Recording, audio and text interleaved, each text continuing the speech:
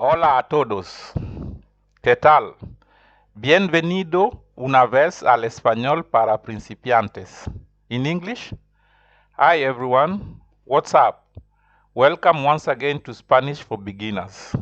But before we go to our lesson, please subscribe to my YouTube channel if you have not subscribed. And if you know a friend who is interested in learning foreign languages, you can share the link so that they can join our community. Today we are going to start counting numbers. So we are in lesson 4. I decided to put it in much later because normally in my courses, in my lessons for other languages, I always put numbers at the very beginning. But in Spanish, I decided to put it after because I wanted to introduce you immediately to how Spanish is pronounced, because Spanish is a very sweet language to pronounce. It's very nice to hear.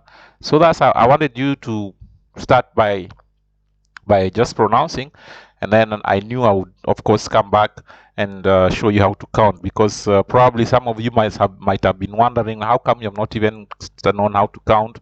We don't even know the days of the week, months of the year, seasons of the year. So this lesson is going to deal with those things. So without much further ado, let's start our counting. And in Spanish, you see, it's very interesting because if you learn how to count, you will already start dealing with what pronouncing Spanish is, what is actually pronouncing Spanish is. So here, for example, if you look at one is uno. So repeat after me. Uno. Two is dos. Dos. Three is tres. Tres. Four is cuatro. Cuatro. Five is cinco. Cinco. There are some other there's some people who pronounce it differently, but here we are going to try and pronounce as formal as possible. So that's why we say here cinco. Just stay with cinco for the moment, but you are going to you might hear, depending on which country you might go to or which person is speaking, because there are different ways of how to pronounce. So but here we remain with cinco. Six is seis. Seis. Seven is siete. Siete. Eight is ocho. Ocho. Nine is nueve. Nueve. And even that nine, in Spanish, V, there are some people who pronounce it like a B. So you might hear somebody say nueve. Nueve. So it depends with the country or the person, or even the area that person comes from. So if you hear nueve, just know it is nueve also. So there are difference of pronunciation. Then we come to 10. 10 is diez. Diez. 11 is once. Once, sorry. Once. Once. 12 is doce. Doce. 13 is trece. Trece. 14 is catorce. Catorce. 15 is quince. 15. 16 is 16. From there, it might be a bit complicated, but you just practice. So 16 is 16. 16.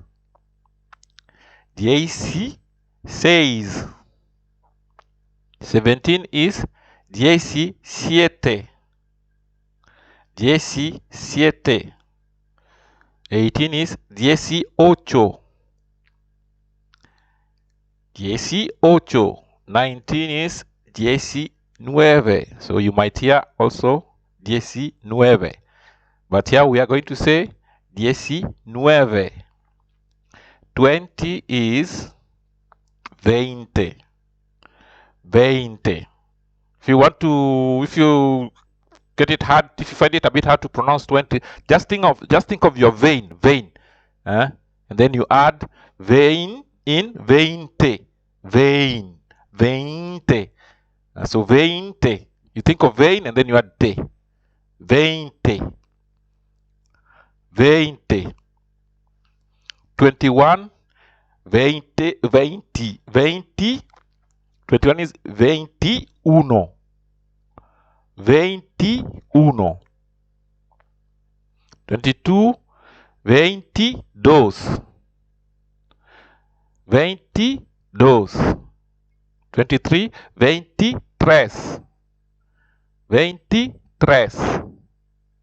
24. 24. 24. 25 is 25. 25. So remember, I said that cinco. There are some people they even pronounce it as if it is it's a th. Where you might hear 25, 25, something like that. 20, 25. If you go to Cuba, probably their Spanish it's very tricky. It's very fast, very tricky, and they have their pronunciation is quite tricky. So you might find the pronunciation like that. Because Spanish is the Spanish spoken in Spain is different from the one spoken in Mexico, but it is the same Spanish. It's just that the way they pronounce. In Argentina, they have also their specific way of pronunciation. In Colombia, in Peru, in Honduras, Guatemala. So those South American countries and even Central America, the Spanish is of course they understand each other. But the way they pronounce some of the sayings, or maybe the proverbs and so on, some words vary. Somewhere there are many ways of how to say guy, for example. I think Mexicans they use a lot of the chavala, something of that sort. Chavala, on things. But once you speak Spanish, you can get to learn the different types of way of speaking, but it's good to already know how to speak the Spanish itself. So okay, so let me 20. So it is here as we are going to pronounce 25. 25. 26. 26. 26. 27. 27. 27. 28. 28. 28.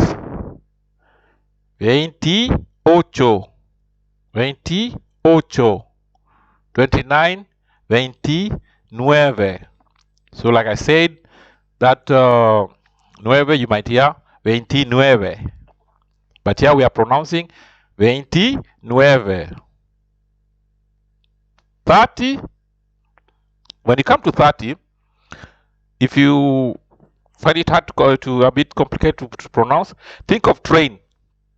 Train, and then you say ta. Train ta. Train, train, train ta. Train ta. So that is 30. And then if you come to 31, it is actually 30 because that Y means end, 1, 30 and 1. You just think of train, You say train, tie, and then you think of train and then tie. If you're an English speaker, me, I'm actually, like I said, my lessons mostly is meant for English speakers. It is here we are in the beginners. We are still in the beginners course. We have not reached the intermediate. In French, probably we are about to reach the intermediate with the French people, but I'm waiting for them maybe to complete. And so because I've already put so much French courses, but I've not got any feedback from those people who are following it, even from my students. Some of them, they promise they'll get in touch so that I can evaluate them to see if they have learned anything. But so far, I've not got any feedback as far as evaluating anybody is concerned. So I'm still waiting. That's why I decided to start offering Spanish for beginners lessons while I'm waiting for my French students to get back to me so that I can evaluate to see if they have learned anything, because there's no need just to put lessons online and you don't know even if people have gained from it, or even if they have learned, and even if they learned, what did they learn? So it's good to evaluate. Also, as a teacher, it's always good to evaluate to know if the lessons are synced in, and which is for a foreign language teacher, it's important for a foreign language teacher to know whether the students have learned anything. We can't just give classes like that and then expect expect magic to happen and everybody learns. There has to be work behind, and then also there has to be evaluation. We have to know. So like I said here, okay, 31, just think of the train and tie. So you say train, tie, uno, train, tie. If you say train first and then tie after, you say train, tie, 31, 32, 33. So repeat after me, 31, 31, 31, 32, 32, 32, 33, 33, 33, 34, 34, 34, 35, 35, 35, and remember 5 also. If you see it, if you, but there'll always be something near it, yeah, 5, something like that. But you will just be hearing that co, so you know it is 5. But us here we're pronouncing it 5. So 35, 35, 36, 36. That is 36. So 35, remember, is 35. 36, 36. 37, 37. 37. 38, 38. 38. 39 is 39. So also that 9 you might hear 39. Might hear 39. Then you come to 40. 40 is 40. So I'm going to, here we've reached up to that 40, but if you like, you see, it's good. It's good for you also to try and look to try and complete lessons. Let's say, for example, here I may have reached up to 40. If you can actively participate in your learning, you're going to progress even faster. For example, like here I've reached up to 40. If you try to now learn by yourself up to from 41 to 100, you see, you are going to that will mean that you have actively participated in your learning. And when you learn in that way, you're going to progress very fast, because foreign languages need you to be proactive and to be curious, and also to do a lot of reading. A lot a lot of reading. You have to be curious, you have to be active. You can even form a group, and you practice. That's how you are going to learn fast, because many people ask me, how can I learn a language? Can I learn a language in 3 months? Can I learn it in 2 months? It depends on how many hours you practice, how many hours you learn, how many hours you read, how many hours you practice, and how many hours you study that language. You can't just sit down and expect to automatically language to enter into your brain, like as if it's some Holy Spirit. It's impossible. You have to work a lot. Languages, you have to work a lot for you to master a language, because there are so many things. You have to learn how to pronounce, you have to know the grammar, you have to know the expressions, you have to, because languages are also typical of a certain region. There are also languages it's identified by people's culture, and so on and so forth. There's so many things in language that you have to get those. In order for you to get those, it's a matter of practice. So, but I'll give you a cue. From 41, it is just like 30 and 1. You will add that y, and then you add 1 up to 9. So it's going to something like 40, 41, 42, 43, 40. And then when you 50, 50 is 50. 50. 50 is the same. You will add and 1. 51, 52, 50, and then you will get to 60, which is 60. So it's the same thing. You add 60 and 1, 61, 62, 63, 64, and so on. Then you come to 70, 70, the same thing, 71, 72. Then you come to 80, 80. 80 is 80, so 80 also 81. You add this. From 30 is from 30. It is always 30 and 1, and then from 30, 40, 50, 60, 60, 70, 80, up to 90. It's going to be, it's the same. So it's the same. What you add like that, the way you're adding to, like, is 31, so it is 41, is 51, it is 61, and then it is 71, 81, 91, until you reach to the 100. So 100 is 100. Okay, I mean, I'll just give you 100 so that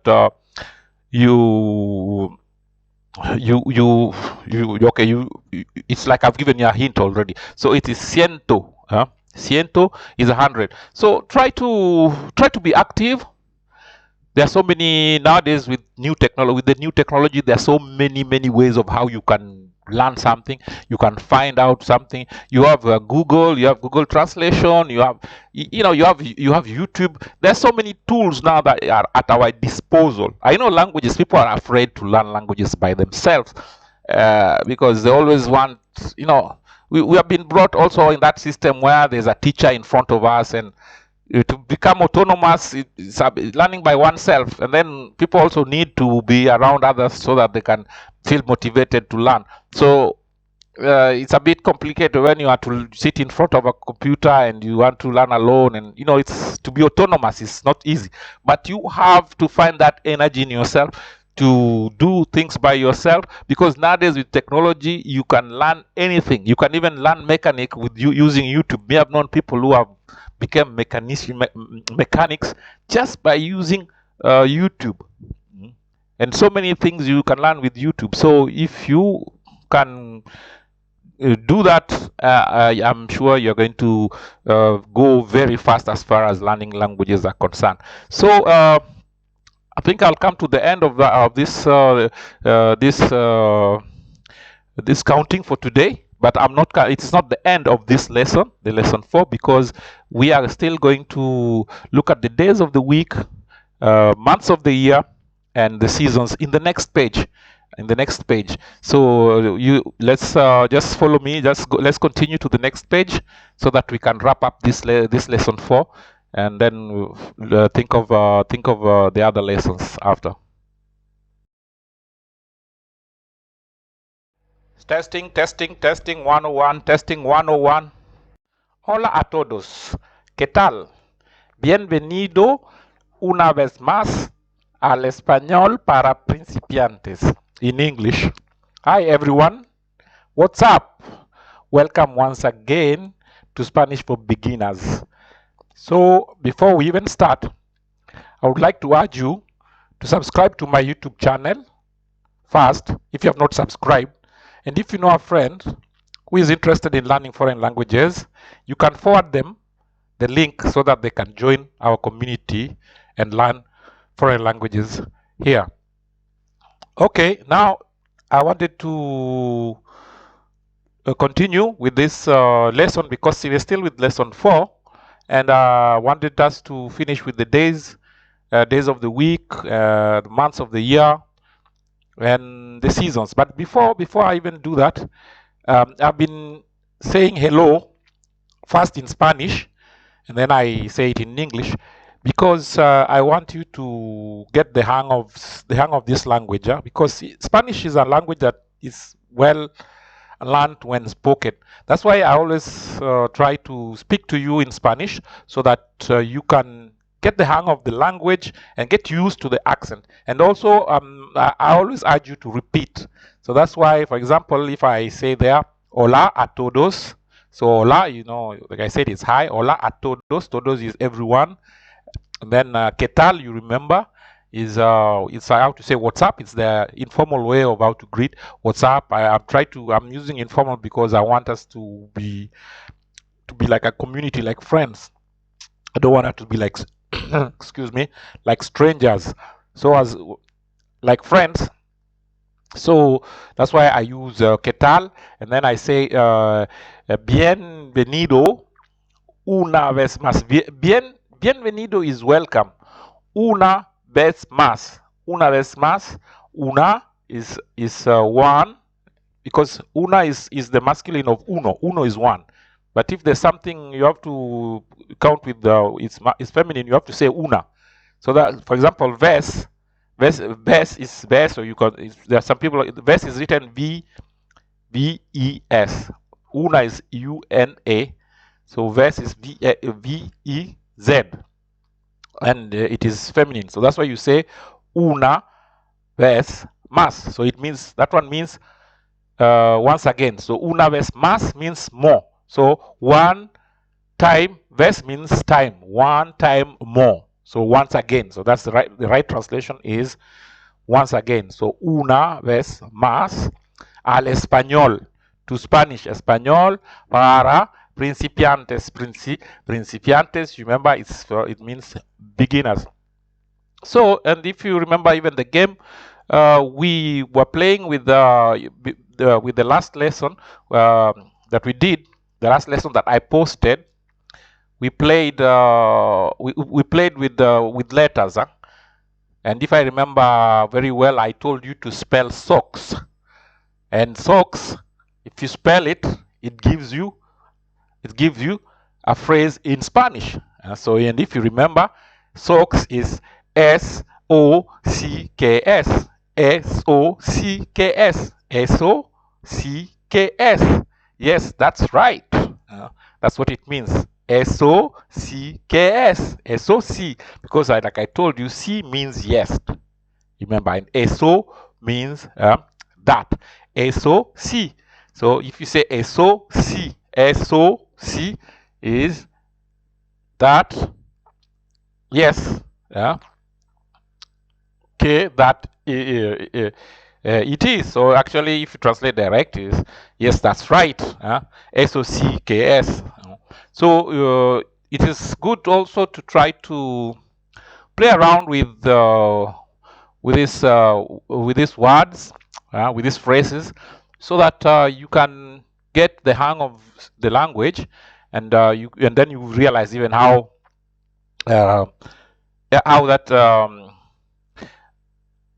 Spanish is Spanish is interesting. When you're learning it, you learn it by speaking it, by enjoying it, because it's a language you enjoy. So that's why you see I insist in these games. And I'll come with more games and even jokes. I'll try to work around jokes in Spanish and see if you will be able to enjoy the process. So without much further ado, I want us to go to the lesson of today, which is still lesson 4. And here, as you see in this page, we have the pictures there. So you have from your left, you have the days of the week. In the middle is the months of the year, and on your right is months. It's the seasons. So let's start with the days of the week. So as you can see there, first, before we start with the days of the week, there's something there. It is written. It's a question. ¿Qué día es hoy? ¿Qué día es hoy? So ¿qué día es hoy is how you say what day is today. What day is today? ¿Qué día es hoy? So ¿qué día es hoy? Hoy. So repeat after me. ¿Qué día es hoy? And you've seen there's that ¿qué. There's that ¿qué. So here, this ¿qué here is what. And ¿qué can be used as what, also as that. But here it is used as, and then there's an accent on top. So ¿qué día es hoy? ¿Qué día es hoy? What day is today? Hoy is today. And remember, día is day. Hoy is today. Yesterday is ayer. Today you say hoy. Día is day. So ¿qué día es hoy? So ¿qué día es hoy? Hoy es domingo. Repeat after me. Hoy es domingo. So domingo is Sunday. ¿Qué día es hoy? ¿Qué día es hoy? Hoy es lunes. Hoy es lunes. Repeat after me. Hoy es lunes. Today is Monday. So Monday is lunes. We are going to Tuesday now. ¿Qué día es hoy? ¿Qué día es hoy? Hoy es martes. I hope you've repeated after me. Hoy es martes. ¿Qué día es hoy? Hoy es miércoles. Hoy es miércoles. Miércoles is Wednesday. ¿Qué día es hoy? Hoy es jueves. Hoy es jueves. Jueves is Thursday. ¿Qué día es hoy? Hoy es viernes. Hoy es viernes. ¿Qué día es hoy? ¿Qué día es hoy? Hoy es sábado. Hoy es sábado. You don't say, sorry, I said sábado. You can say sábado. You say sábado because there's an accent on top of that. It means that there's stress. Yeah? There's stress. So you have to say, hoy es sábado. You don't say sábado. Hoy es, if you say sábado, the accent would have been in the second A after B. But since it is in the is in after the A, which is after S, you have to say sábado. Hoy es sábado. Hoy es sábado. Okay, let's go. Let's jump to the months. In the months, you say 12, right? If you remember, 12. You know, in Spanish, 12 is 12. 12 meses del año. So meses is months, del año of the month. So del there is the preposition of the month. So 12 meses del año, 12 months of the year. Repeat after me, 12 meses del año. Because un mes, un is one. Un mes, dos meses. Un mes, M-E-S, that is when it is singular. But when it is plural, it is meses. So because it is 12, it is meses. Dos meses. Un mes, dos meses. Dos meses del año. So here are the 12 months of the year. So let's finish with that, and then we can finish here, and we'll wrap up this this lesson 4. So the January is enero.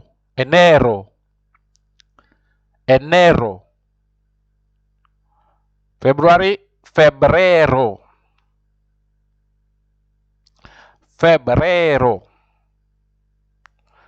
March is marzo. Then there's also that pronunciation. You see, it's like as if there's a marzo. But like I said, may I pronounce it the most formal possible? Marzo. Abril. Mayo is May. Junio.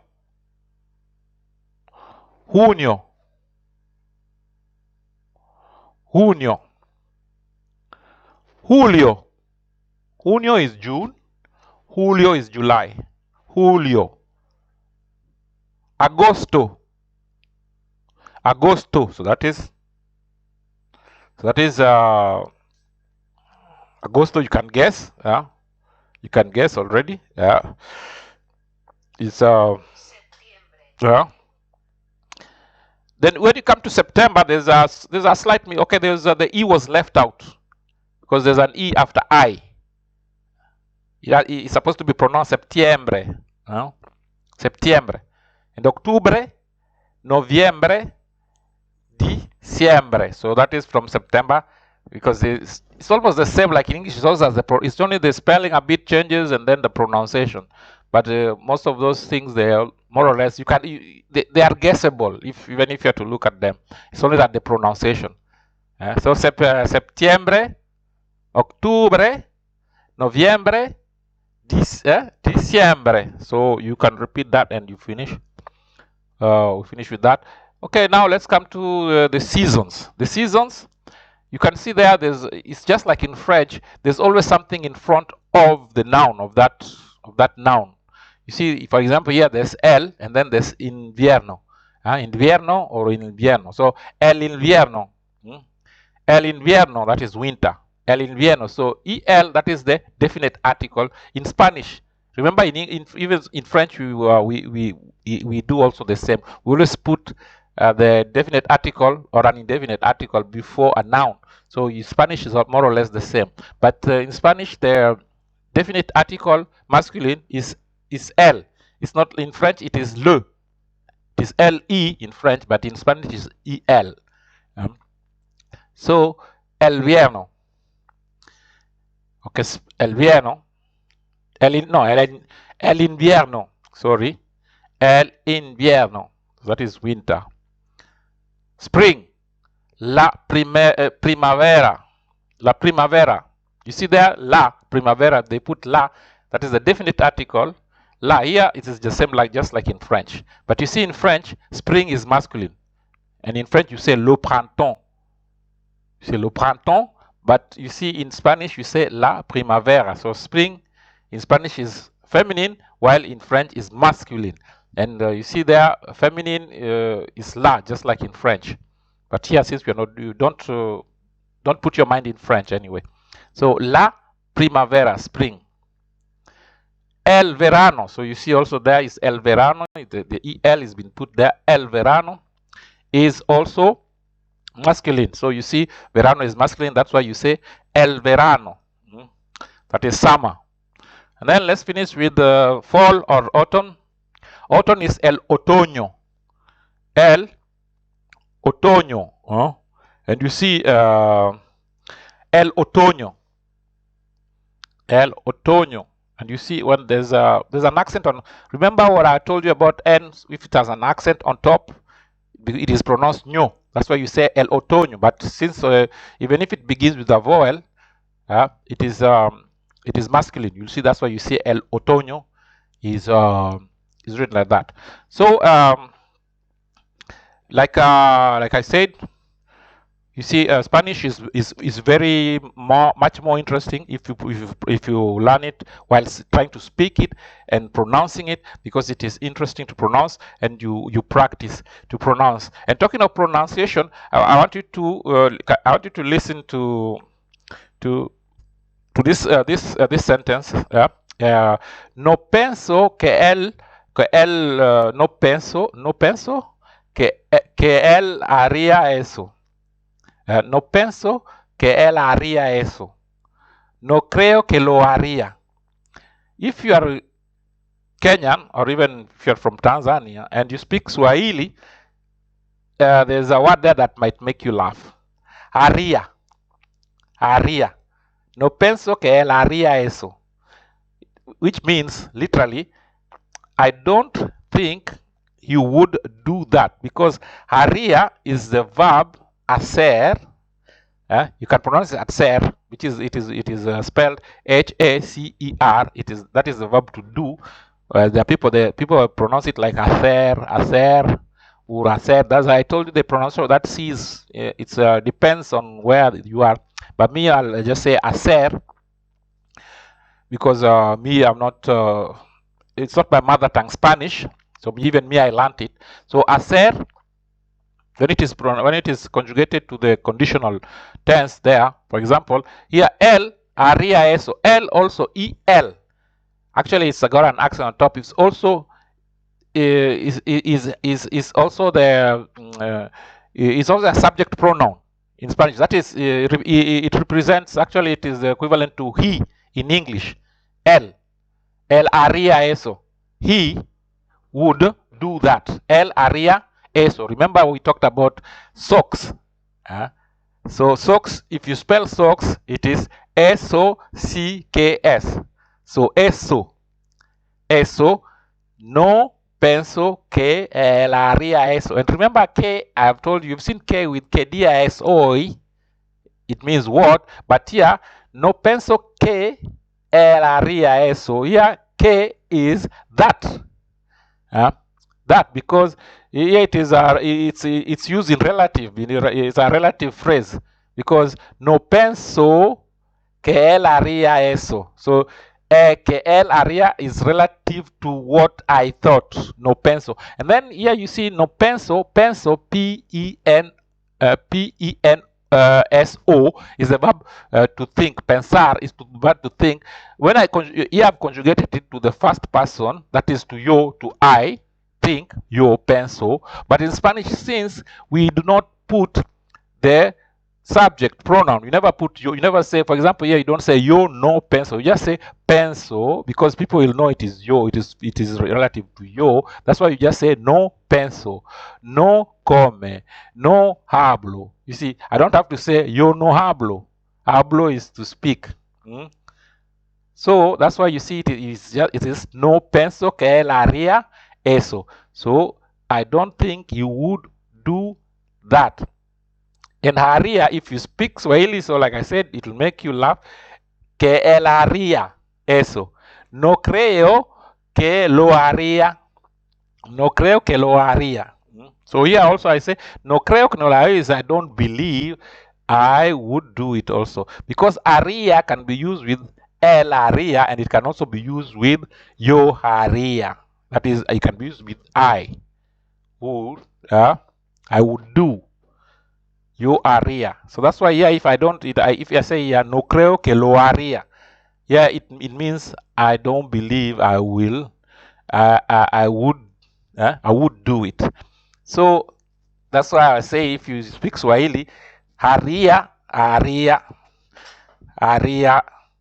will make you. And then even, okay, then there's another one. You see, jueves is Thursday, if you remember. But jueves it sounds almost like huevos. Huevos means eggs. And there's the eggs that you know, then there are also the other eggs. So in Spanish, when it can be used metaphorically. When they say huevos. See, somebody said, tengo huevos, or tengo huevos. That phrase, tengo, is the verb I have. Tengo is from the verb tener, to have. Tengo huevos. Ama meterse huevos sobre la mesa. Meterse sobre la mesa. Anyway, it is good. We are going to learn even this expression because, like I said, even sayings in French, I think proverbs, things like sayings, jokes, those are good to use for teaching languages. Even music, singing music. I don't know. Maybe I will one day maybe put a song there that we can also learn together and maybe learn to sing it together, and it will help people to improve or even to improve their way of pronouncing and also um, to learn the Spanish language. Okay, with all that, I would like to wrap up this lesson and hope that I hope that you enjoyed it as well, and you at least you learn something. Most important is to know that you come up with you've learned something out of it. That's the most important. So until next time, hasta la próxima. I wish you a very good I wish you a very good weekend, and I also an enjoyable learning session, and everything that is good in life. Until next time, hasta la próxima. Adiós.